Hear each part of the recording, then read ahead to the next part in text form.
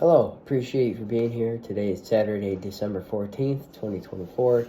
Today we'll be talking a little bit about St. John of the Cross. St. John of the Cross spent 9 months inside a dark prison cell in a monastery in Toledo, Spain. He was there at the hands of fellow Carmelites who didn't appreciate his attempts to reform the Carmelite order. He was given a 10 by 6 foot cell, which had formerly served as a latrine. It was too hot in the summer and too cold in the winter. He suffered near starvation and frequent beatings. The greatest suffering he endured, however, was being unable to receive the Eucharist. The saint's imprisonment inspired him to write poetry. His poems became the basis for deeply spiritual works such as The Dark Night of the Soul, which narrates the journey of the soul as it detaches from the darkness of the world to the light of union with God. St. John of the Cross escaped through a small window in a room next to his cell and continued his attempts to reform. Eventually, his followers agreed to request formal separation from the Carmelite order. Along with St. Teresa of Avila, St. John of the Cross is considered one of the founders of the Discalced Carmelites, which has a stricter way of life and is considered more contemplative than the original order.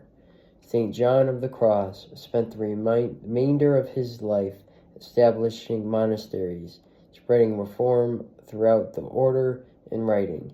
He died on this day in 1591 and was canonized on December 27th, 1726.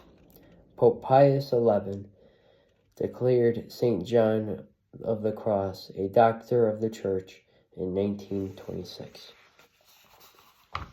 Assembling all the chief priests and the scribes of the people, he inquired of them where the Messiah was to be born. They said to him, In Bethlehem of Judea, for thus it has been written through the prophet, And you, Bethlehem, land of Judah, are by no means least among the rulers of Judah, since from you shall come a ruler who is to shepherd my people Israel. Matthew, in the story of the Magi, sets before us a striking contrast. Visitors from the distant east, who did not have the benefit of the patriarchs and prophets sent by God, who did not know the scriptures, come to adore Jesus. Herod, who has all this, tries to kill Jesus. Like Herod, I too have the benefit of patriarchs and prophets. I also have the Gospels and other inspired writings of the New Testament, plus 2,000 years of Christian tradition, rituals, and customs. The question is whether I treat all this as a collection of data or as food that feeds my faith. A good indicator is how I read these scripture passages each day. Is it data or is it alive? During my quiet time with the Lord, do I make space for Him to speak to me? Take some moments of stillness, perhaps a minute, and let the Lord speak to you.